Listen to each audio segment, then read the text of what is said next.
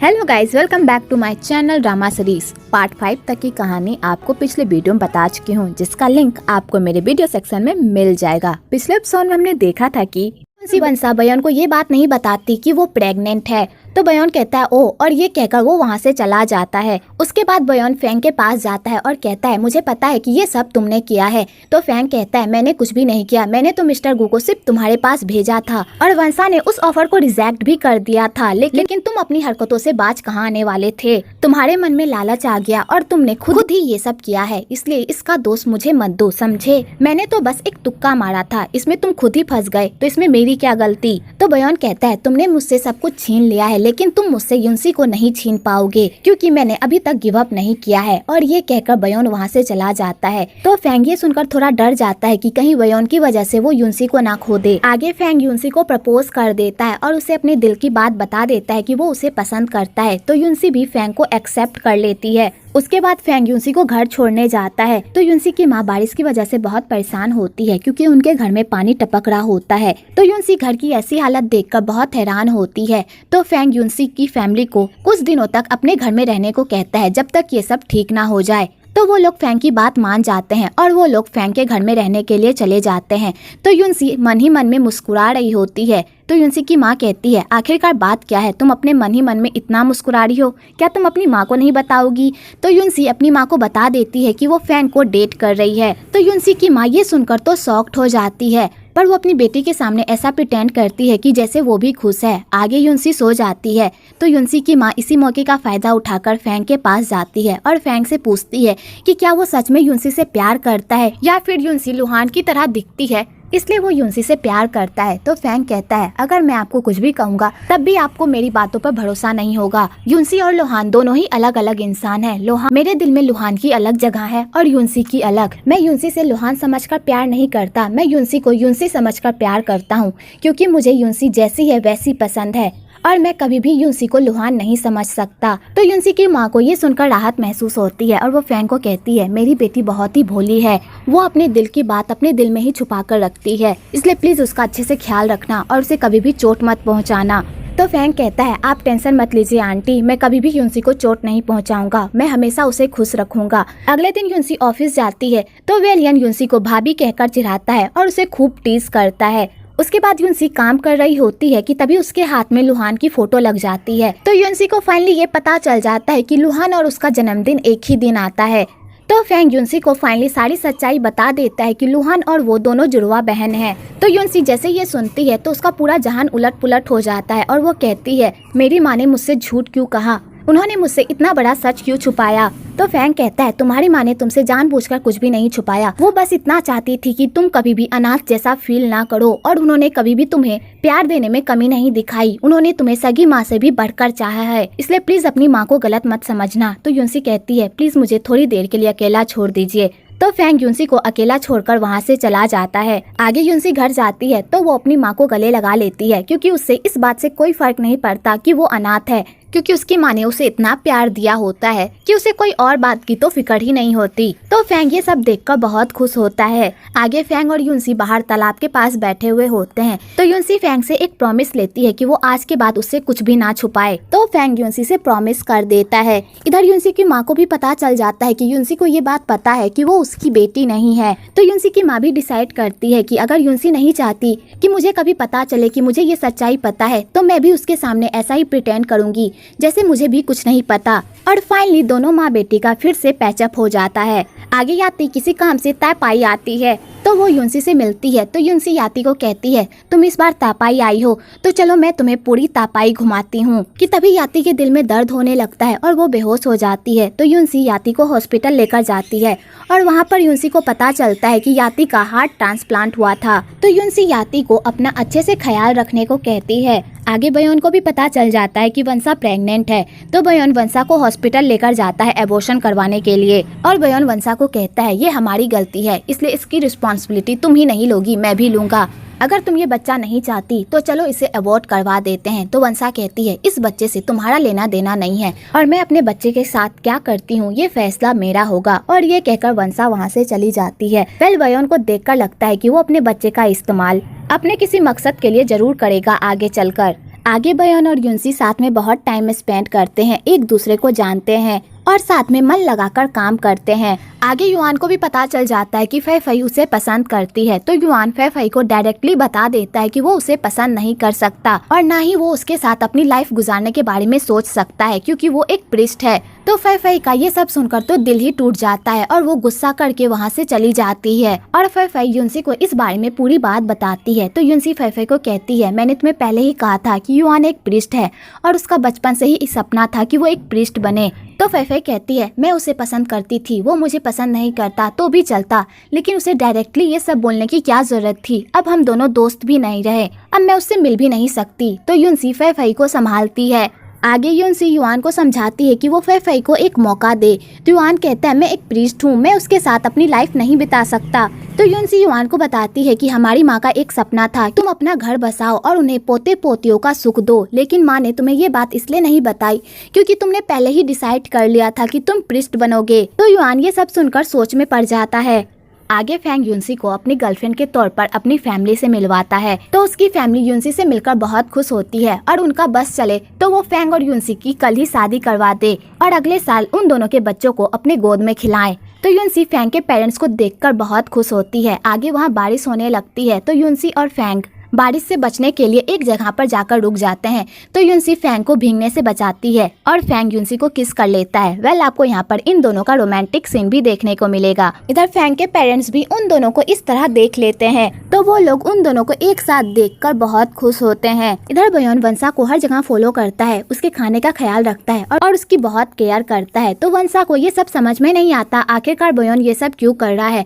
तो वंसा बयोन को कहती है, तुम ये सब इसलिए कर रहे हो ना ताकि तुम कंपनी में वापस आ सको। तो बयोन कहता है, तुम्हें जो सोचना है सोच लो, मैं बस इस बच्चे को हेल्दी देखना चाहता हूँ और तुम्हें भी। आगे याती फैंग के बिग सिटी में आती है अपने कुकीज का प्रमोशन करने के लिए, तो वहाँ उसकी मुलाकात फैंग और युनसी से होती है। तो याती फैंग को थैंक्स कहती है कि उसने उसके पापा का सारा कर्जा चुका दिया। तो फैंग कहता है, तुमने मेरी इतनी हेल्प की थी तो मैं तुम्हारी इतनी सी हेल्प नहीं कर सकता। तो याती के पापा और याती दोनों ही फैंग का शुक्रिया अदा करते हैं। तो युनसी याती को प्रमोशन स्टोर लेकर जाती है और फैंग याती के पापा के साथ बातचीत करता है। तो फैंग को याती के पापा से पता चलता है कि याती का हार्ट ट्रांसप्लांट हुआ था और जिसने याती को दिल दिया था वो दिल किसी और का नहीं बल्कि लुहान का था। तो फैंग जैसे ये सुनता है तो वो पूरी तरह शॉक्ड हो जाता है और फैंग वेलियन को इस बारे में बताता है। तो वेलियन फैंग से कहता है, क्या तुम श्योर हो कि याती के दिल के अंदर लुहान का दिल है। तो फैंग कहता है, हाँ मैं श्योर हूँ। तो वेलियन ये सब सुनकर शॉक्ड हो जाता है। आगे फैंग याती से मिलता है तो वो उसको ऑब्जर्व करता है और वो पूरी मुमकिन कोशिश करता है कि वो याती की हर विश पूरी कर सके। आगे फैंग युनसी को बता देता है कि याती के अंदर लुहान का दिल है। तो युनसी ये सुनकर शॉक्ड हो जाती है और फैंग को कहती है, जब भी मैं याती से मिलती थी तो मुझे उससे अपनी बहन वाली फीलिंग आती थी और याती भी हमेशा से चाहती थी कि उसकी मेरी जैसी ही एक छोटी बहन हो। तो फैंग कहता है, इसलिए मैं चाहता हूँ कि मैं याती का पूरा ख्याल रखूँ क्योंकि उसके अंदर लुहान का दिल है। और फैंग याती को अपनी बिग सिटी में एक दुकान देता है जहाँ पर वो अपनी कुकीज का दुकान खोल सकती है। तो याती ये सुनकर खुश हो जाती है और युनसी याती को अपने घर में रहने की जगह भी देती है और युनसी याती का अपनी बहन की तरह ख्याल रखती है और याती को भी युनसी में अपनी छोटी बहन दिखती है। वेल, आपको यहाँ पर इन दोनों बहनों की बॉन्डिंग भी देखने को मिलेगी। आगे याती को पता चल जाता है कि लुहान की बहन कोई और नहीं बल्कि युनसी है। तो याती ये देखकर बहुत खुश होती है और वो डिसाइड करती है कि वो अपनी बहन को दुनिया की सारी खुशियाँ देगी और वो उसके साथ पूरी जिंदगी रहेगी और याती युनसी के साथ टाइम स्पेंड करती है। इधर फैंग टीवी पर एक इंटरव्यू देने जाता है जहाँ पर वो अपने मॉल का प्रमोशन भी कर सके और लोगों को अपने नजरिए के बारे में बता भी सके। तो रिपोर्टर फैंग से उसके बिजनेस से रिलेटेड सारे सवाल पूछती है, लेकिन लास्ट में वो रिपोर्टर फैंग से पूछती है, क्या तुम्हारी कोई गर्लफ्रेंड है। तो फैंग पूरी दुनिया के सामने ये बता देता है कि युनसी उसकी गर्लफ्रेंड है। तो याती जैसे ही ये देखती है तो उसके दिल में दर्द होने लगता है और वो सोचने लगती है कि उसका प्यार इतनी जल्दी उसे भुलाकर किसी और से प्यार कैसे कर सकता है और वो भी उसकी बहन से। और याती ये सब सोच कर रोने लगती है और वो बेहोश हो जाती है कि तभी वहाँ पर युनसी की माँ आ जाती है और वो याती को हॉस्पिटल लेकर जाती है। दूसरी तरफ बयोन भी ये सब देख लेता है तो बेचारा गुस्से से तो पूरी तरह पगला ही जाता है। आगे जब यूनसी को याति के बारे में पता चलता है तो फैंग और यूनसी दोनों ही हॉस्पिटल जाते हैं। तो वहाँ पर डॉक्टर उन लोगों को बताते हैं कि याति को रिएक्शन हो गया है दिल की वजह से, शायद उसने कुछ ऐसा सुन लिया या उसने कुछ ऐसा देख लिया जिस वजह से उसका दिल रिएक्ट कर गया और उसे रिएक्शन हो गया है, जिस वजह से उसकी ऐसी हालत हो गई है। तो फैंग ये सुनकर शॉक्ड हो जाता है। तो यूनसी फैंग को कहती है मैं याति के पास रुकती हूँ, तुम जाओ काम पर। कि तभी वहाँ पर याति की आंटी भी आ जाती है और याति की आंटी यूनसी और फैंग को कहती है मैं याति का ख्याल रख लूंगी, अब तुम लोग जाओ और घर जाकर आराम करो। तो फैंग यूनसी को घर छोड़ता है और उसके बाद फैंग सैड रहता है और उसे लगता है कि कहीं शायद याति की हालत उसकी वजह से तो नहीं हुई है, क्योंकि उसने पूरी दुनिया के सामने ये ऐलान कर दिया था कि यूनसी उसकी गर्लफ्रेंड है और याति ने ये न्यूज भी देखा था। शायद इस वजह से याति को रिएक्शन तो नहीं हो गया। तो यूनसी भी याति की कंडीशन को लेकर परेशान होती है और फैंग ये सब देख लेता है। तो दोनों एक दूसरे का दुख दर्द बांटते हैं और कहते हैं चाहे कुछ भी हो जाए हम दोनों एक दूसरे का साथ नहीं छोड़ेंगे। आगे याति की आंटी को पता चल जाता है कि याति को किस बात से रिएक्शन हुआ था। तो याति की आंटी कहती है तुम जाकर फैंग को बता दो कि तुम उसे पसंद करती हो। तो याति कहती है मैं ऐसा नहीं कर सकती, लेकिन मैं उन दोनों को एक साथ नहीं देख पा रही। जब भी मैं उन दोनों को एक साथ देखती हूँ तो मेरा दिल जोरों से दर्द करने लगता है, ऐसा लगता है कि कोई मुझे तिल तिल कर मार रहा है। आप ही बताओ मैं क्या करूँ। तो याति की आंटी याति की ऐसी हालत देखकर बहुत अपसेट होती है। इधर यूनसी भी उन दोनों की बातें सुन लेती है और यूनसी को भी पता चल जाता है याति को रिएक्शन उस न्यूज को देखकर हुई थी। तो यूनसी ये सुनकर पूरी तरह शॉक्ड हो जाती है कि तभी वहाँ पर बयोन भी आ जाता है और बयोन भी याति की सारी बातें सुन लेता है। तो बयोन यूनसी से बात करने की कोशिश करता है पर यूनसी बयोन से बात नहीं करती और वहाँ से चली जाती है। बेल बयोन को देखकर लग रहा है कि वो याति को लेकर भी कुछ न कुछ जरूर प्लान करेगा फैंग से बदला लेने के लिए। आगे फै फै युआन को डायरेक्टली कह ही देती है कि वो कब तक उससे छुपता फिरेगा। अगर तुम मुझ में इंटरेस्टेड नहीं हो तो कोई बात नहीं, लेकिन कम से कम हम दोनों फ्रेंड्स तो बन सकते हैं ना। तो युआन याति को फिर से अपनी दोस्त बना लेता है, लेकिन उन दोनों में पहले वाली बॉन्डिंग नहीं रहती। आगे फैंग और यूनसी एक बिजनेस ट्रिप पर जाते हैं। तो यूनसी जानबूझकर एक ही कमरा बुक करती है ताकि वो फैंग के साथ टाइम स्पेंड कर सके और ये बात फैंग को भी पता होती है। तो दोनों वहाँ पर खूब मजे करते हैं, साथ में टाइम स्पेंड करते हैं और दोनों एक दूसरे से अपने दिल की बातें शेयर करते हैं। आगे यूनसी फैंग को अपने पास सोने को कहती है तो फैंग हिचकिचाने लगता है। तो यूनसी उसे अपने पास खींच लेती है और दोनों एक साथ एक रात बिताते हैं। दूसरी तरफ बयोन वंशा को पटाने में पूरी तरह लगा पड़ा होता है ताकि वो कंपनी में वापस आ जाए, पर वंशा को बयोन के इस इरादे के बारे में बिल्कुल पता नहीं होता और वो उसके जाल में फंस भी जाती है। तो वंशा को लगता है कि बयोन बहुत ही तकलीफ में है। वेल इस कमीने बयोन को देखकर लग रहा है कि उसे अपने बच्चे जरा सी भी फिक्र नहीं है, बस उसे अपने मतलब से काम है।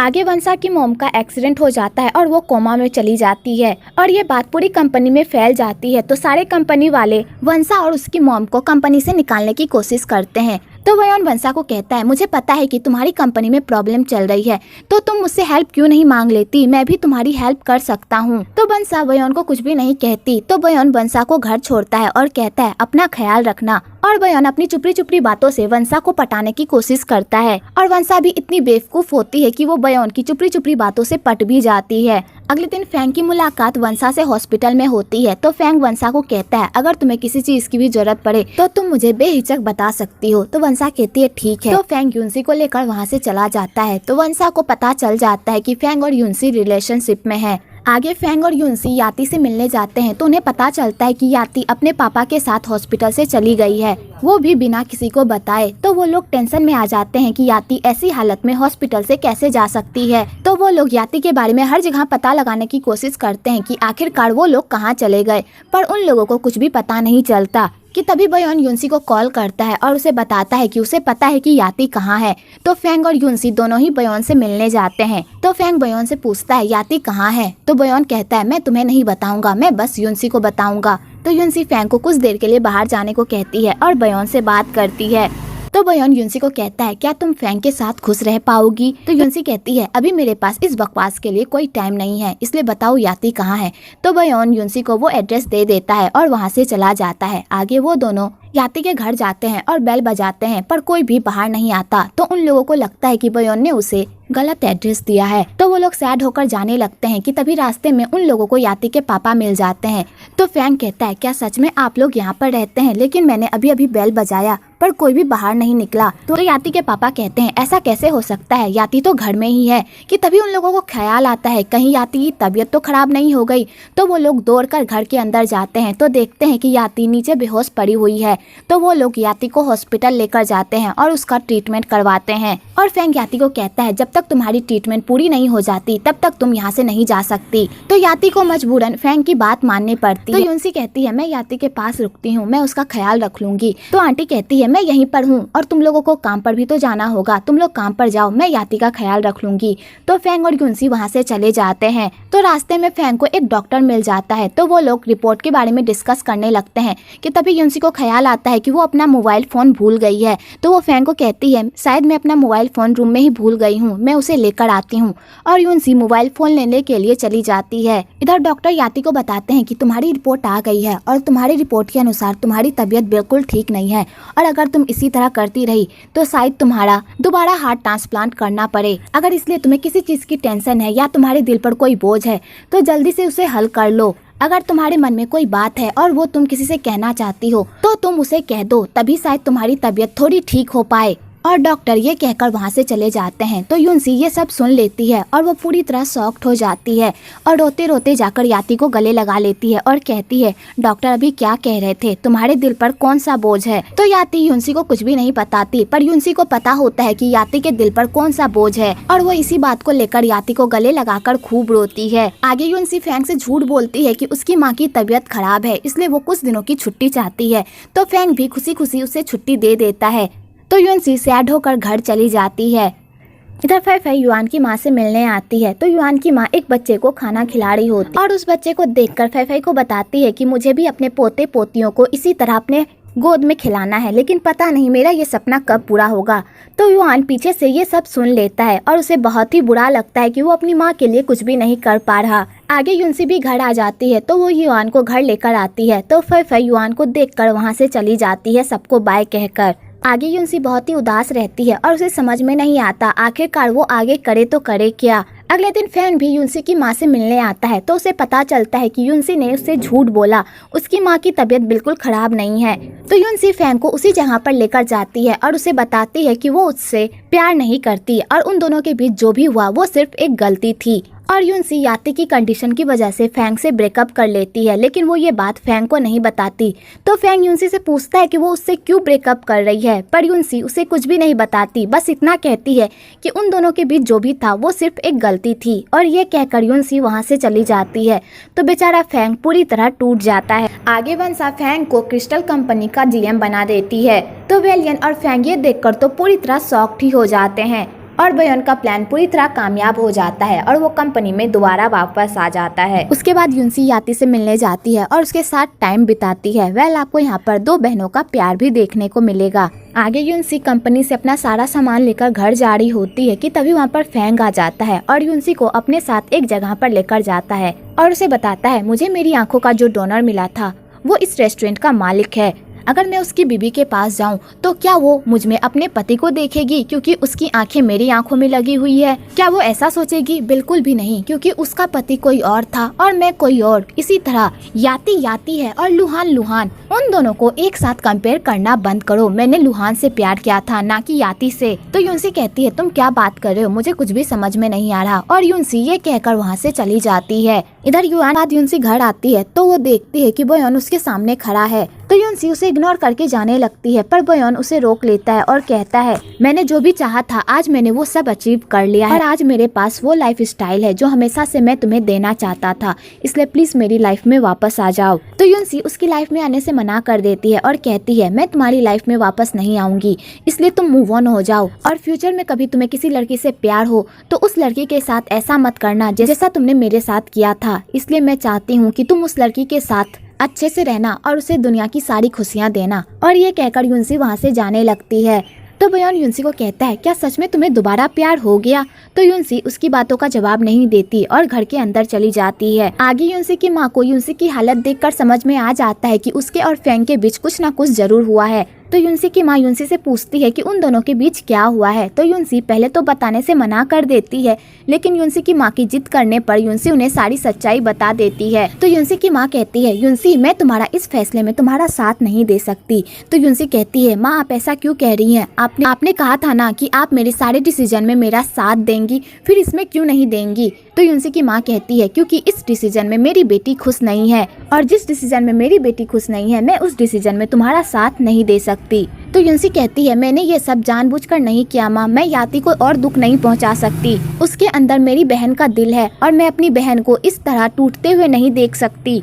और याति को भी पता है कि उसके अंदर जो दिल है वो मेरी बहन का दिल है, और याति को देखकर मुझे हमेशा अपनी बहन जैसी फील आती है, इसलिए मुझे अपनी बहन के खातिर ये सब करना होगा। तो युनसी की माँ कहती है, क्या ये बात फैंग को पता है? तो युनसी कहती है, नहीं। डिसाइड कर लेता है कि वो अपनी माँ की सारी इच्छाओं को पूरा करेगा और फादर बनने की राह को हमेशा हमेशा के लिए छोड़ देगा। और युआन अपनी माँ को भी ये बात बताता है। तो उसकी माँ उससे पूछती है कि आखिरकार उसने अचानक ऐसा फैसला क्यों किया? तो युआन कहता है, मैं हमेशा से सेल्फिश था, मैंने सिर्फ हमेशा अपने बारे में सोचा, आपके बारे में और युनसी के बारे में सोचा ही नहीं। मेरी लाइफ में आप दोनों ज्यादा इम्पोर्टेंट हो प्रीस्ट बनने से। अब से मैं आप दोनों के लिए जीना चाहता हूँ और आपकी सारी इच्छाओं को पूरा करना चाहता हूँ। तो युनसी की माँ ये सुनकर इमोशनल हो जाती है और युआन को गले लगा लेती है। दूसरी तरफ फैंग याति से मिलने जाता है और उससे ढेर सारी बातें करता है। तो याति फैंग को कहती है, मैं हमेशा चाहती हूँ कि तुम अपनी लाइफ में आगे बढ़ो, खुश रहो, और मेरी यही ख्वाहिश है कि तुम हमेशा खुश रहो। तो फैंग ये सुनकर इमोशनल हो जाता है और याति का हाथ पकड़ के खूब रोता है। और यहीं पर पार्ट 6 खत्म होता है। अगर आपको ये वीडियो अच्छी लगी हो तो एक लाइक ज़रूर करें और मेरे चैनल को सब्सक्राइब करना तो बिल्कुल ना भूलें।